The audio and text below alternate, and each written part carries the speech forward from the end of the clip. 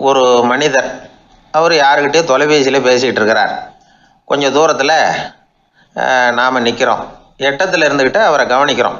அவர் ஃபோனில் பேசுகிறத, அவர் பேசுகிற வார்த்தைகள் என்ன அப்படிங்கிறது நம்ம காதில் விழலை. ஆனாலும் அவர் பேசிக்கிட்டு இருக்கிறது நல்ல செய்தியா கெட்ட செய்தியா அப்படிங்கிறத நம்மளால் யூகிக்க முடியும். மகிழ்ச்சியான செய்தியை பேசும்போது முகம் மலருது, புன்னகை போக்குது. இதில் ஒன்று நீங்கள் கவனிக்கணும். தொலைபேசியில் நாம் பேசுகிறப்போ நம்மோட பேசுகிறவர் எதிரில் இல்லை. அவர் தொலைபேசி வழியாக நம்ம குரலை மட்டும்தான் கேட்க போகிறார். நம்ம முகத்தை அவர் பார்க்க போகிறதில்ல. அப்படி இருந்தும் அப்போ நம்ம முகம் ஏன் மலரணும் அப்படின்னா இதுதான் உடல் மொழி, பாடி லாங்குவேஜ் அப்படின்னு சொல்கிறாங்க. நம்ம அறியாமலேயே நம்ம உடம்பு செய்திகளை தெரிவிக்குது பாருங்கள், அதுதான் உடல் மொழி. ஒரு மனிதர் தொலைபேசியில் பேசிக்கிட்டு இருக்கிறத நீங்கள் தூரத்தில் இருந்து கவனிச்சுக்கிட்டே அவர் நண்பரோட பேசுகிறாரா, மனைவியோட பேசுகிறாரா, குழந்தையோட பேசுகிறாரா, இல்லை மேல் அதிகாரிகிட்ட பேசுகிறாரா, அல்லது அவருக்கு கீழே பணிபுரிகிறவர்கள்கிட்ட பேசுகிறாரா அப்படிங்கிறத கண்டுபிடிக்கலாம். அதுக்கு காரணம் அவருடைய உடல் மொழி. இந்த உடல் மொழி கூட நம்ம வாழ்க்கையின் முன்னேற்றத்துக்கு பயன்படும். இதை பற்றியெல்லாம் கூட சில நிபுணர்கள் ஆராய்ச்சி பண்ணி பார்த்துருக்குறாங்க. அவங்க சில விவரங்களை சொல்கிறாங்க. குறிப்பாக ஒருத்தர் தன்னுடைய நாற்காலியில் கிட்டத்தட்ட படுத்துக்காத குறையாக உட்காந்துருக்கிறாருன்னு வச்சுக்கோங்க.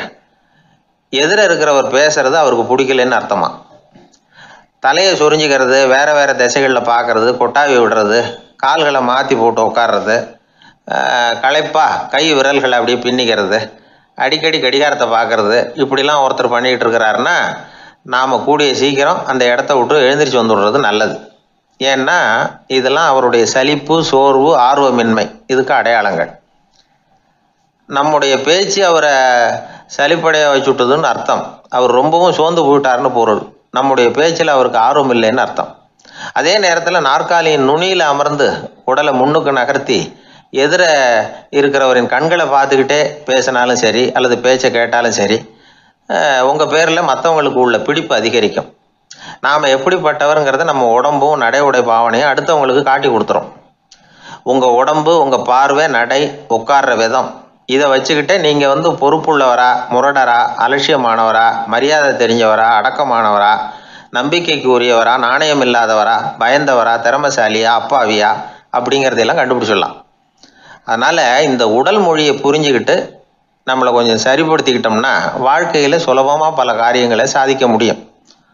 ஒரு மனநல மருத்துவமனை, அங்கே ஒருத்தர் ஒரு நாற்காலியில் உட்காந்துக்கிட்டு கார் ஓட்டுறது மாதிரி அப்படி பாவனை பண்ணிகிட்டு இருந்தார். ஸ்டேரிங்கை திருப்புறது மாதிரி, பின்னாடி வர்ற வண்டியை நிற்க சொல்கிறது மாதிரி, அப்புறம் இவர் ஒதுங்கிக்கிட்டு அவருக்கு வழி விடுறது மாதிரி, இப்படிலாம் சேட்டைகள் பண்ணிக்கிட்டு இருந்தார் மனநல மருத்துவமனையில்.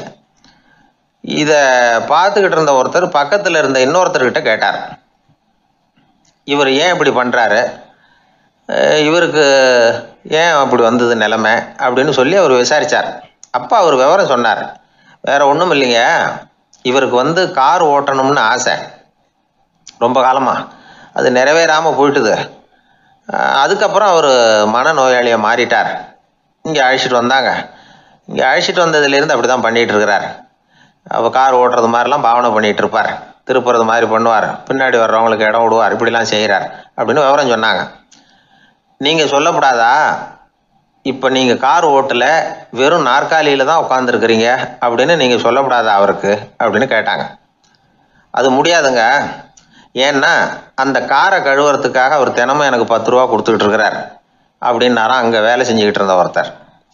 அதனால் வாழ்க்கையில் நாம் இந்த உடல் மொழியை புரிஞ்சுக்கணும். உடல் மொழிங்கிறது இப்போ ஆரம்பத்தில் சொன்னது மாதிரி அந்த தொலைபேசியில் பேசுகிறவங்கள தூரத்திலேருந்து பார்த்தாவே அவர் யாருக்கிட்ட பேசுகிறார், என்ன பேசுகிறாருன்னு தெரியும். நம்ம முகத்தை நல்லா வச்சுக்கணும். உடல் மொழியை நம்ம புரிஞ்சுக்கிட்டு பயன்படுத்த ஆரம்பித்தோம்னா எந்த முயற்சி பண்ணினாலும் அதில் வெற்றி நிச்சயம். ஊரில் ஒரு சிற்பி இருந்தார். சிற்பின்னா அவர் ரொம்ப திறமையுள்ளவர். அதாவது எங்கேயாவது ஒரு கல் கிடந்தால் போதும், அதை அப்படியே எடுத்துகிட்டு வருவார். கொஞ்ச நாள் கழித்து அவர் இடத்துக்கு போய் பார்த்தா அழகாக ஒரு சிற்பம் உட்காந்துருக்கும். இந்த கல்லாக கிடந்தது சிற்பமாக மாறி இருக்கும். அந்த அளவுக்கு பண்ணிவிடுவார் அப்பேற்பட்ட சிற்பி. எப்படிங்க அவ்வளவு மோசமான ஒரு கல்லில் இருந்து இவ்வளவு அழகாக ஒரு சிற்பத்தை உங்களால் வடிக்க முடிஞ்சுது அப்படின்னு கேட்டால், அது ஒன்றும் பெரிய விஷயம் இல்லைங்க. இந்த சிற்பம் ஏற்கனவே அந்த கல்லுக்குள்ளே இருந்தது. இதை சுற்றி இருக்கிற வேண்டாத பகுதிகளெல்லாம் உளியால் கொத்தி எடுத்துவிட்டேன், அவ்வளவுதான் என் வேலை. உடனே உள்ளே இருந்த இது வெளியில் வந்துட்டுது அப்படிம்பார். அந்த அளவுக்கு திறமைசாலி. ஒரு சின்ன பாறை இல்லைன்னா கருங்கல்ல பார்த்துட்டாருன்னா போகிறோம், விடமாட்டார். அந்த கல்லோட அமைப்பை கவனித்து பார்த்துட்டு இதுக்குள்ளே ஒரு வீரன் ஒளிஞ்சிருக்காம்பார். அவர் கண்ணுக்கு அதுக்கு தெரியும். இந்த கல்லுக்குள்ளே ஒரு துறவி உட்காந்துருக்காரும்பார். நமக்கெல்லாம் வெறும் கல்லாக தான் தெரியும். இந்த கல்லுக்குள்ளே ஒரு நடன மங்கை நடனம் ஆடிக்கிட்டு இருக்கா அப்படிம்பார். உடனே அந்த கல்லை கொண்டுகிட்டு வருவார். அவர் சொன்னது மாதிரியே உள்ளே இருக்கிற அவங்களையெல்லாம் வெளியில் கொண்டுகிட்டு வந்துடுவார். அதாவது வேண்டாத பகுதிகளெல்லாம் கொத்தி எடுத்துருவார். அவர் மொழியில் சொல்லப்போனால், இந்த சிற்பிக்கு ரொம்ப நாளாக மனசுக்குள்ளே ஒரு ஆசை. அதாவது உண்மை, தூய்மை, இதுக்கு உதாரணமாக இருக்கக்கூடிய புத்தர் சிலையை வடிக்கணும் அப்படிங்கிறது அவரோட ஆசை. ஆனால் அந்த ஆசை நிறைவேறாமலே இருந்துக்கிட்டு வந்தது. அதுக்கு என்ன காரணம்னா, அதுக்கு தகுந்த மாதிரி ஒரு கல் கிடைக்கல. கல் கிடைச்சா அதை செஞ்சுருவார். ரொம்ப காலமாக அங்கே இங்கே தேடி அலைஞ்சார். இந்த புத்தர் சிலை வடிக்கிறதுக்கு பொருத்தமாக ஒரு கல் கிடைக்குமா அப்படின்னு சொல்லி கண்ணில் படுற கல்லையெல்லாம் உத்து உத்து பார்ப்பார். உள்ளே புத்தர் இருக்காரான்னு கவனிப்பார். இருக்கிற மாதிரி எதுவும் தெரியல அவர் கண்ணுக்கு. சரி, இதுக்கு என்ன செய்யலாம்னு யோசனை பண்ணார். நேராக ஒரு புத்த மடாலயத்துக்கு போனார். அங்கே இருக்கிற ஒரு புத்த துறவியை சந்தித்தார். அவர்கிட்ட விசாரித்தார், சுவாமி, புத்தரின் தூய்மை ஒளிஞ்சிருக்கிற அந்த கல் எங்கே கிடைக்கும் அப்படின்னார். அந்த கல் இருக்கிற இடம் எதுன்னு இன்னமும் உங்களுக்கு தெரியலையா அப்படின்னு கேட்டார் துறவி. இல்லைங்க, அதுக்காக தான் அலைஞ்சிக்கிட்டு இருக்கிறேன் அப்படின்னார் இவர். சரி, கவலைப்படாதீங்க, ஏன் கூட வாங்க காட்டுறேன் அப்படின்னு அழைச்சிட்டு போனார். எங்கே போனார்னா, அந்த மடாலயத்தின் பின்பக்கம் போனாங்க. 2 பேரும் போனாங்க. அங்கே போய் பார்த்தா அங்கே ஒரு கிணறு இருந்தது. என்ன அது, நாம் கேட்டது கல், இவர் அழைச்சிட்டு வந்து காட்டுறது கிணறு அப்படின்னு இவருக்கு சந்தேகம். ஒரு மாதிரியாக பார்த்தார். அவர் சொன்னார், துறவி, எட்டி பாருங்க உள்ள அப்படின்னாரு. கிணறுக்குள்ளே என்ன இருக்கும்னு இவருக்கு தெரியாதா, இருந்தாலும் அவர் சொல்கிறாரு அப்படின்னு சொல்லி எட்டி பார்த்தார். பார்த்தா அதில் தண்ணி இருந்தது. அந்த தண்ணியில் தன்னோட உருவம் தெரிஞ்சுது. இப்போ அந்த புத்த ஞானி சொன்னார், துறவியாரே, புத்தரை நாம் தான் ஒழிச்சு வச்சிருக்கிறோம், நமக்குள்ளே தான் அவர் மறைஞ்சிருக்கிறார். அவரை அடையாளம் தெரியாதபடி மூடி இருக்கிறது எது தெரியுமா? நம்மக்கிட்ட இருக்கிற கோபம், போலித்தனம், பதட்டம், ஆசை, இதெல்லாம் தான். அறிவு அப்படிங்கிற ஒளியால் அதையெல்லாம் செதுக்கி எடுத்துட்டோம்னா அந்த அழகான புத்தர் வெளியில் வந்துடுவார் அப்படின்னு சொன்னார் துறவி.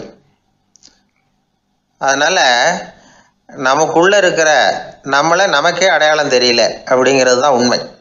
அந்த உண்மையான மனிதன் உள்ளே இருக்கிறான். இவர் கல்லை பார்த்துட்டு உள்ளே யார் இருக்காங்கிறது அவருக்கு தெரிஞ்சுது சிற்பிக்கு. ஆனால் உண்மையான புத்தர் எங்கே இருக்காருங்கிறத அவரால் அடையாளம் கண்டுபிடிக்க முடியல. அப்படி தான் பல பேர் இன்றைக்கி இருந்துக்கிட்டு இருக்கிறோம். ஒரு அப்பா தன்னுடைய பிள்ளைக்கு புத்தி சொன்னார், அதோ பாருப்பா, மனசு தான் கல், அறிவு தான் உளி. உன்னுடைய மனசுங்கிற கல்லை அறிவுங்கிற ஒளியால் செதுக்கி அழகான மனிதனாக நீ வெளியில் வரணும்னார். அதுக்காக தான்ப்பா தேடிக்கிட்டு இருக்கேன்னா அவன். மனசுங்கிற கல்லை தேடிக்கிட்டு இருக்கிறியா அப்படின்னு கேட்டார். இல்லைப்பா, அறிவுங்கிற ஒளி எங்கே இருக்குன்னு தெரியல எனக்கு, அதை தான் தேடிக்கிட்டு இருக்கிறேன் அப்படின்னு நானா. அதனால் அறிவை தேடிக்கிட்டு இருக்கிறவன் என்னைக்கு உண்மையை கண்டுபிடிக்க போகிறான், அதையே கண்டுபிடிக்க முடியலைங்கும் பொழுது. அதனால் நாம் யார் அப்படிங்கிறது நமக்கு அடையாளம் தெரியணும். அந்த அடையாளம் தெரிஞ்சுட்டா வாழ்க்கையில் வெற்றி நிச்சயம். ஒரு ஊரில் ஒரு ஆள் இருந்தான். அவனுக்கும் அவன் மனைவிக்கும் சண்டை. இவன் கோவிச்சுக்கிட்டு வீட்டை விட்டு வெளியில் வந்துட்டான். நேராக தன்னுடைய நண்பன் ஒருத்தனை தேடிட்டு போனான். அந்த நண்பன் எப்படின்னா, எதுக்கும் அசர மாட்டான், எப்பவும் மகிழ்ச்சியாக இருப்பான். அவங்ககிட்ட போய் இவன் யோசனை கேட்டான்.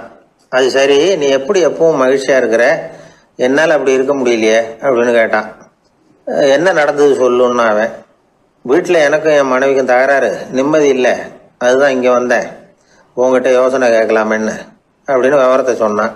அதை கேட்டுவிட்டு அதுக்கப்புறமா இவன் சொன்னான், இந்த பாருப்பா, இது ஒன்றும் பெரிய விஷயம் இல்லை. எனக்கு 2 மனைவிகள், 2 வீடு.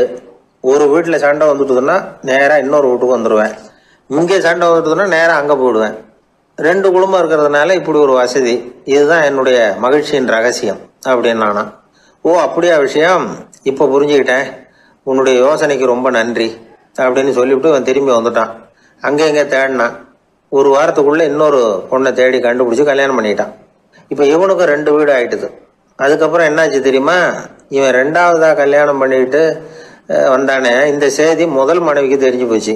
போனான், அது கழுத்தை பிடிச்சி வெளில தள்ளி விட்டு கதவை சாத்தி விட்டுது. இனிமேல் இந்த பக்கம் வராத, எனக்கு தெரியாமல் எப்படி நீ இன்னொரு கல்யாணம் பண்ண அப்படின்னு சொல்லி அடித்து விரட்டி விட்டுது. இவன் அதனால் என்ன பரவாயில்லன்னு 2வது மனைவி வீட்டுக்கு போனான். அங்கே பார்த்து, நீ எனக்கு கல்யாணம் பண்ணுறதுக்கு முன்னாடி ஏற்கனவே உனக்கு கல்யாணம் ஆச்சுங்கிற விஷயத்த ஏன் என்கிட்ட சொல்லலை அப்படின்னு சொல்லி அதுவும் கழுத்தை பிடிச்சி வெளில தள்ளி விட்டுது. இவன் வீதிக்கு வந்துட்டான். இங்கேயும் போக முடியல, அங்கேயும் போக முடியல. என்ன இது, அவன் சொல்லி கொடுத்த யோசனை ஒன்றும் சரியாக வரலையே அப்படின்னு யோசனை பண்ணிக்கிட்டே நடந்தான். வழியில் ஒரு பாழடைஞ்ச மண்டபம். சரி, இன்னைக்கு ராத்திரி இங்கேயே படுத்துருவோம், வேற எங்கேயும் போய் படுத்துவங்க முடியாது, அதான் 2 பேரும் விரட்டி விட்டாங்களே, என்ன பண்ணுறது அப்படின்னு சொல்லி அந்த மண்டபத்தில் போய் ஒரு தூணில் ஓரமாக சாஞ்சி உக்காந்தான். அப்போ எதிர்த்தாப்புல இன்னொரு தூண் ஓரமாக யாரோ அசைகிறது மாதிரி தெரிஞ்சுது, லேசான இருட்டில். யாரப்பா அது அப்படின்னு கிட்ட போய் பார்க்குறான். அப்புறம் தான் தெரியுது, அவன் யார் தெரியுமா, இவனுக்கு யோசனை சொன்னான்ல 2 கல்யாணம் பண்ணிக்கணும்னு சொல்லி, அவன் அங்கே படுத்து கிடக்குறான். டேய் நீ எப்படிறா இங்கே வந்த அப்படின்னா, 2 வீட்லேயும் சண்டை வந்துட்டுது, அதுதான் இங்கே வந்தேன், படுத்து தூங்கலாமேன்னு அப்படின்னா. 2 வீடு இருக்கிறது சௌரியம்னு என்கிட்ட சொன்னியப்பா அப்படின்னா இவன். நான் அப்படி சொன்னதுக்கு ஒரு காரணம் உண்டுன்னா அவன். என்னடா காரணம்னு கேட்டான். அது வேற ஒன்றும் இல்லை, தினமும் ராத்திரி இல்லை இந்த மண்டபத்தில் தனியாக படுக்கிறதுக்கு எனக்கு பயமாக இருந்தது, எனக்கு ஒரு துணை தேவைப்பட்டது, அதுக்காக தான் உங்ககிட்ட அப்படி ஒரு யோசனை சொன்னேன். இப்போ நீ வந்ததுனால எனக்கு துணை கிடைச்சிட்டுது. இப்போ நம்ம 2 பேரும் துணையாக இங்கே படுத்துக்கலாம், நீ அந்த தூணில் சாஞ்சிக்கோ, நான் இந்த தூணில் சாஞ்சிக்கிறேன் அப்படின்னு சொல்லி படுத்து தூங்க ஆரம்பிச்சிட்டானோ. அதாவது நம்ம வாழ்க்கையில் முடிவுகள் எடுக்கிற விஷயத்தில் இந்த ஆள் மாதிரி தான் பல பேர் நடந்துக்கிறோம் அப்படிங்கிறார். அதாவது உலக புகழ்பெற்ற மனோதத்துவ மேதை ஸ்காட் பெக் அப்படிங்கிறவர். அதாவது வீட்டுக்கு தேவையான பொருள்கள் வாங்குறதுலேருந்து கல்யாணம் பண்ணுறது, வீடு கட்டுறது வரைக்கும் அடுத்தவங்க பேச்சை கேட்டு வீணா போகிறவங்க தான் அதிகம். அறிவுரை கேட்கறதுல தப்பு இல்லை, ஆனால் அதுக்கப்புறம் அதை பற்றி சரியாக சிந்திச்சு பார்க்கறது இல்லை, அதுதான் தப்பு. சில பேர் அறிவுரை சொல்கிறதுலேயே ரொம்ப தெளிவாக இருப்பாங்க. ஏன் சார் 2 சம்சாரத்தோட குடும்பம் நடத்துறது ரொம்ப கஷ்டமானு கேட்டாராம் ஒருத்தர். அது எனக்கு தெரியாதுங்க அப்படின்னாராம் அவர். ஏன்னு கேட்டிருக்கார். ஏன்னா எனக்கு 3 சம்சாரம் அப்படின்னாராம் அவர். எனக்கு ஒரு நண்பர், அவர் ஒரு வழக்கறிஞர். ஒரு நாள் அவர்கிட்ட பேசிக்கிட்டு இருந்தேன். அப்போ கேட்டேன், ஏன் சார் நீங்கள்லாம் கோர்ட்டில் வாதாடுறப்போ கருப்பு நிற அங்கி அணியிறீங்களே, அதுக்கு என்ன காரணம், சட்டத்துக்கும் கருப்பு கலருக்கும் என்ன சம்பந்தம் அப்படின்னு கேட்டேன். அது ஒரு சுவாரஸ்யமான கதைன்னார் அவர். சொல்லுங்களேன் அப்படின்னு அவர் சொன்னார். கிபி 1694 வருஷத்தில் இங்கிலாந்து அரசி 2வது மேரிங்கிறவர் இறந்து போனார்.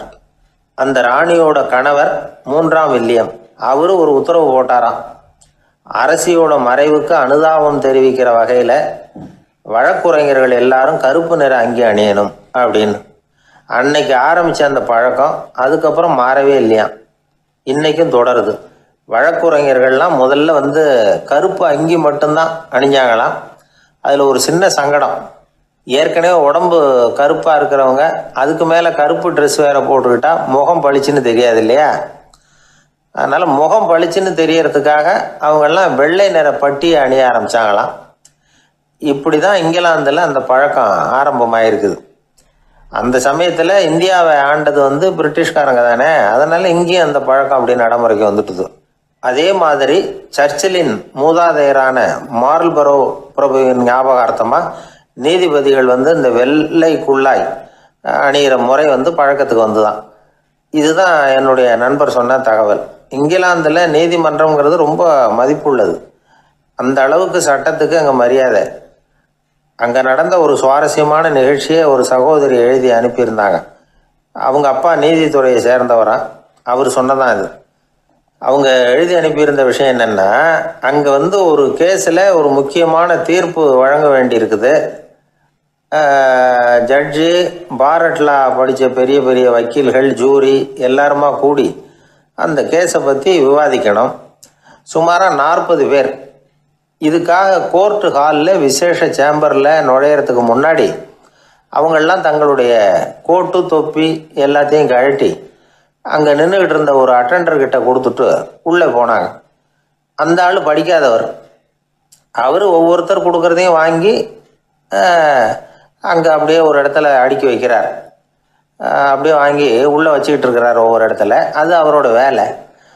உள்ளே போன ஜட்ஜி, வக்கீல், ஜூரி எல்லாரும் ரொம்ப நேரமாக அந்த கேஸை பற்றி விவாதிக்கிறாங்க.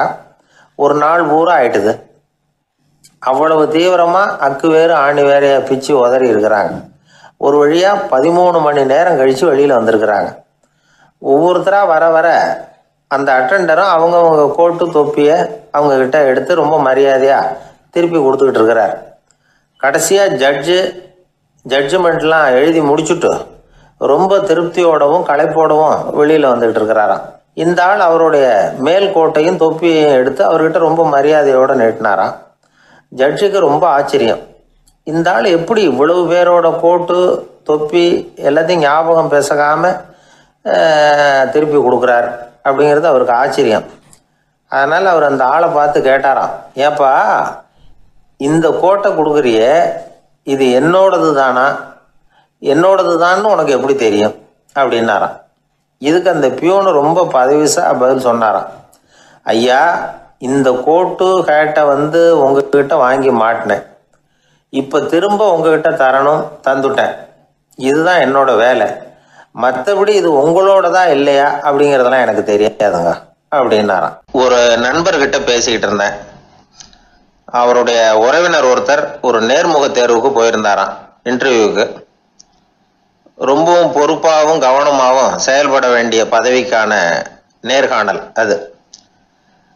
இவர் எழுத்து தேர்வில் ஏராளமான மதிப்பெண்கள் வாங்கிவிட்டார். அதனால் அதை பற்றி கவலை இல்லை. இப்போ நேர்முக தேர்வில் தேர்வு பெறணும். ஏராளமான சான்றிதழ்கள் வச்சிருந்தார்.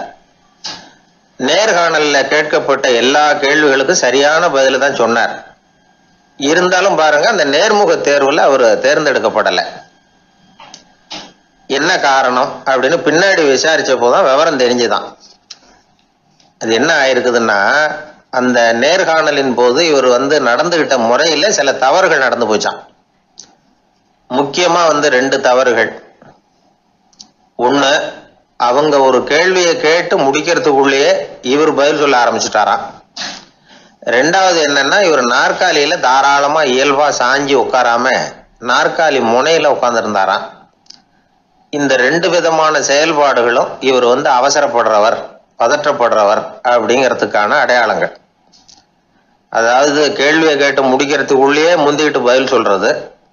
2வது, நாற்காலியில இயல்பா தாராளமா உட்காராம நாற்காலி முனையில உட்கார்றது. பார்க்க போற வேலைக்கு அவசரம், பதற்றம் இது 2 இருக்கக்கூடாதான். அதனால மார்க் இருந்தும் சர்டிபிகேட் இருந்தும் அந்த வேலை வாய்ப்பு அவருக்கு கிடைக்கல.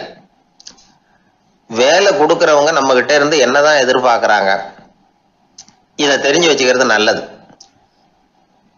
முதல்ல மற்றவர்களுடன் தொடர்பு கொள்ளும் திறமை, அதாவது எபிலிட்டி டு கம்யூனிகேட்.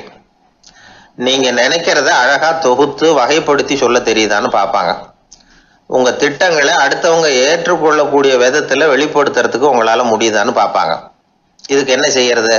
குழப்பம் இல்லாம சிந்திக்கணும், குழப்பம் இல்லாம பேசணும். 2வது விஷயம் என்னன்னா புத்திசாலித்தனம், அதாவது இன்டெலிஜென்ஸ். ஏத்துக்க போற வேலையை நல்ல விதமா செய்ய முடியுமா உங்களால, அதை எந்தெந்த வழியில செய்யலாம் அப்படிங்கிறத உங்களால தீர்மானிக்க முடியுமா, அந்த வேலைக்கான புது புது யோசனைகளை உங்களால சொல்ல முடியுமா அப்படின்னு பார்ப்பாங்க. இது இன்டெலிஜென்ஸ். 3வது தன்னம்பிக்கை, அதாவது செல்ஃப் கான்ஃபிடன்ஸ். உங்களுக்கு அது உண்டா அப்படிங்கிறத கவனிப்பாங்க.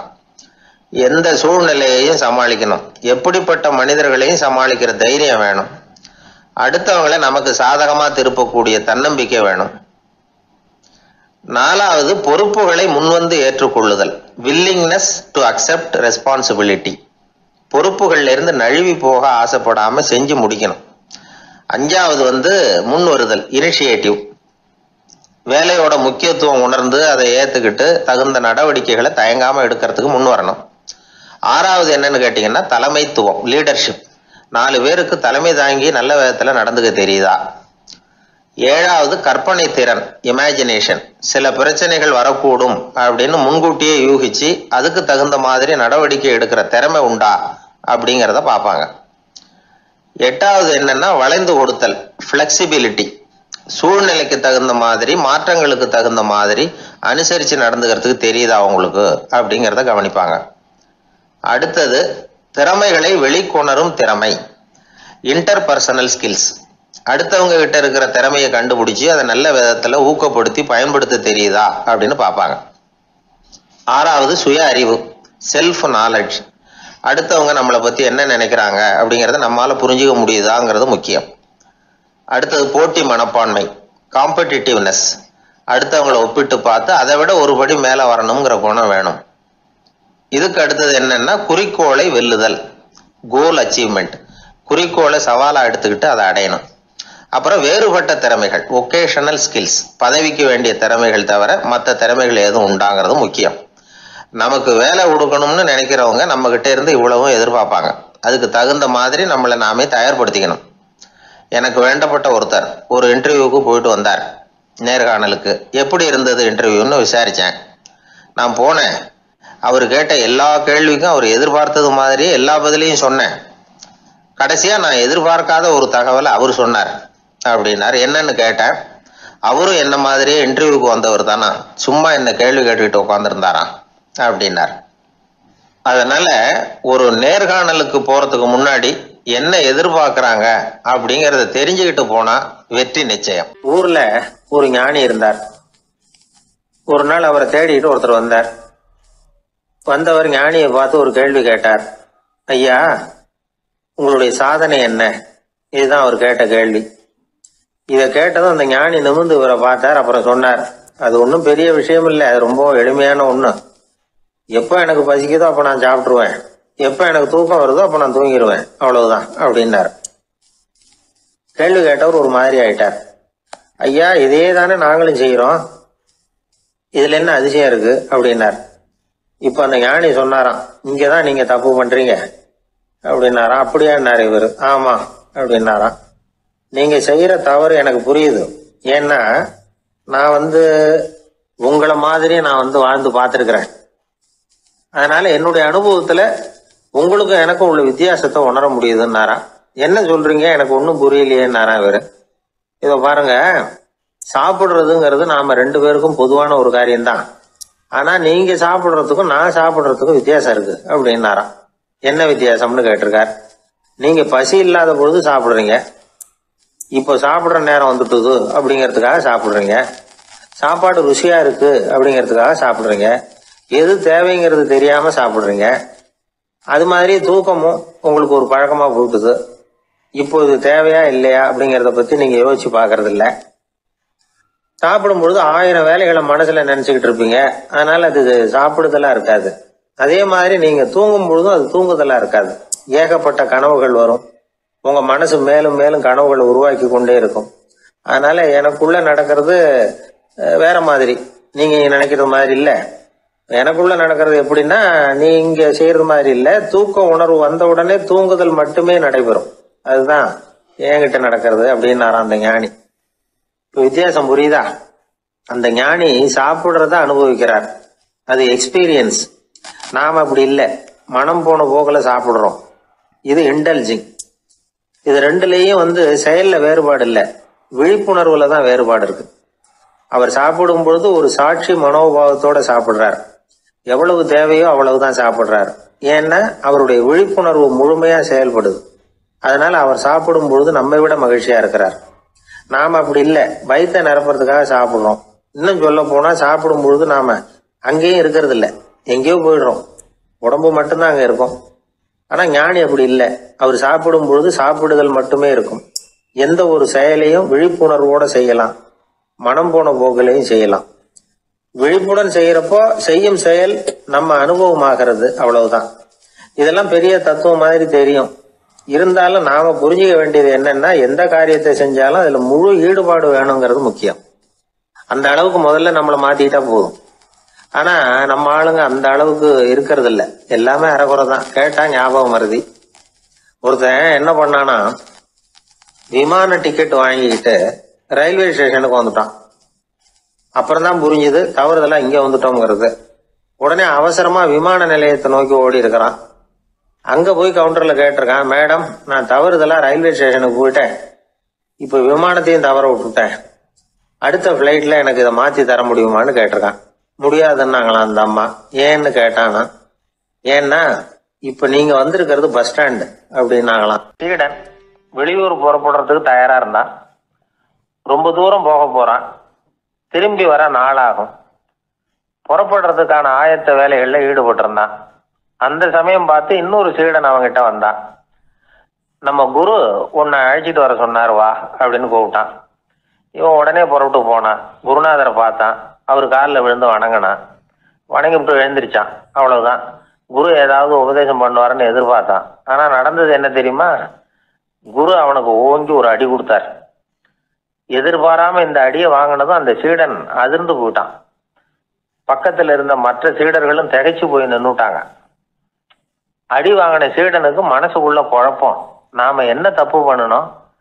புறப்படுற நேரத்துல இப்படி குரு கிட்ட அடி வாங்குற மாதிரி ஆயிட்டுதே அப்படின்னு நினைச்சு மனசுக்குள்ள ரொம்ப வேதனைப்பட்டான். கொஞ்சம் துணிச்சலை வரவழைச்சுக்கிட்டு குருநாதர்கிட்டயே கேட்டுட்டான். சுவாமி, நான் என்ன தப்பு பண்ணினேன்? என்னை இப்படி அடிச்சுட்டீங்களே. ஒரு வார்த்தை கூட உங்களை எதிர்த்து நான் பேசினது இல்லையே. இவ்வளவு காலமா உங்க விருப்பத்துக்கு விரோதமா ஒரு காரியம் கூட நான் செஞ்சது இல்லையே. வந்ததும் வராததுமா ஒண்ணுமே சொல்லாம என்ன அடிச்சுட்டீங்களே.